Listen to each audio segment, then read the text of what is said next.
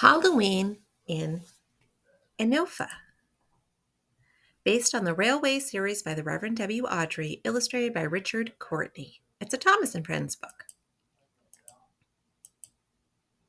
There's the island of Sodor. We can see the map. And here we go. It's the end of October, and the trees of Sodor are wearing coats of bright red, yellow, and orange. Anopha is a small town with a big quarry near Farquhar.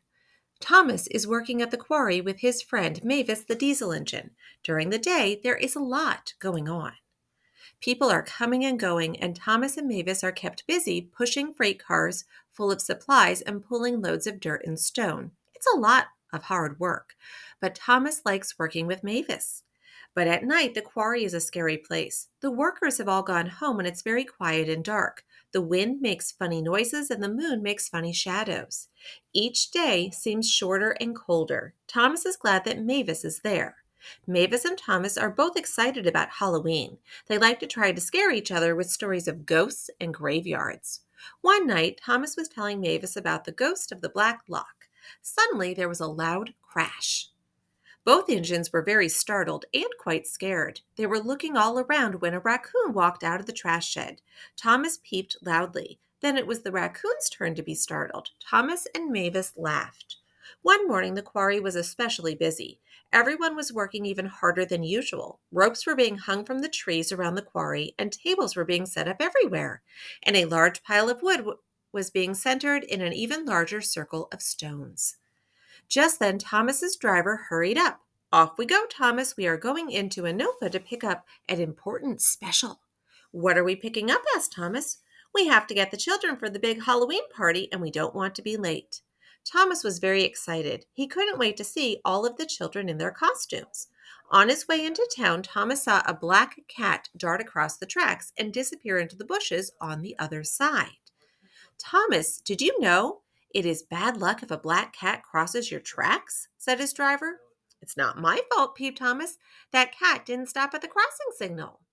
But suddenly Thomas seemed to be having bad luck. As soon as they pulled into Anopha, Thomas had to stop at a crossing so that Gordon could pass with the express. The train was long and Gordon was going slower than usual. Then Thomas had to stop again because someone had left some bags of leaves on the tracks. As his driver cleared them away, he grumbled, "Some older children think that Halloween is an excuse to do naughty, dangerous things." And when they finally reached the station, Thomas had to stop behind a big pile of hay, and he couldn't see any of the children who were in costume. To make matters worse, Thomas saw the black cat again. "Don't cross my path," Thomas peeped loudly. "I don't need any more bad luck." But his luck did not improve. Although Thomas could hear lots of laughter and voices, he couldn't see anything going on around him.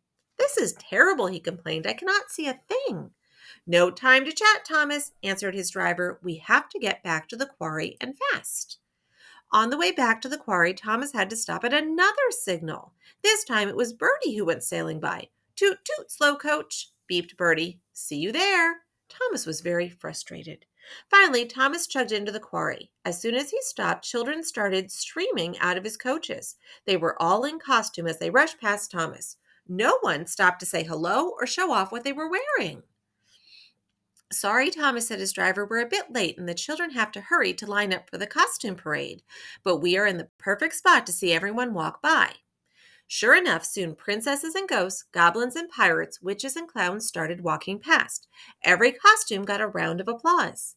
Just then, a little girl dressed as a black cat walked by. "Oh, no," cried Thomas. "No more bad luck." But as he was watching the cat go by, he heard a particularly big round of applause and lots of laughter. "What did I miss? What did I miss?" peeped Thomas. But there was no one left to answer. Everyone had moved away. The Halloween party was in full swing. Thomas looked around. There were people in costume everywhere, bobbing for apples, having their faces painted, drawing pictures. Thomas wished that he could bob for apples. He pulled up to Mavis. "Mavis, did you see the last costume? I missed it." Mavis laughed. "I sure did, and here it comes now." Thomas looked over and peeped in surprise. Coming toward him was a little boy dressed as him. Soon little Thomas was right in front of big Thomas.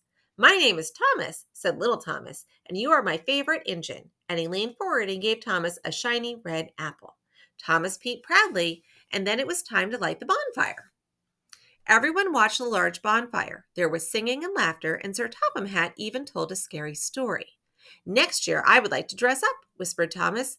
I think you should dress up as Sir Topham Hatt, teased Mavis. Thomas and Mavis both laughed and laughed. Thank you for listening.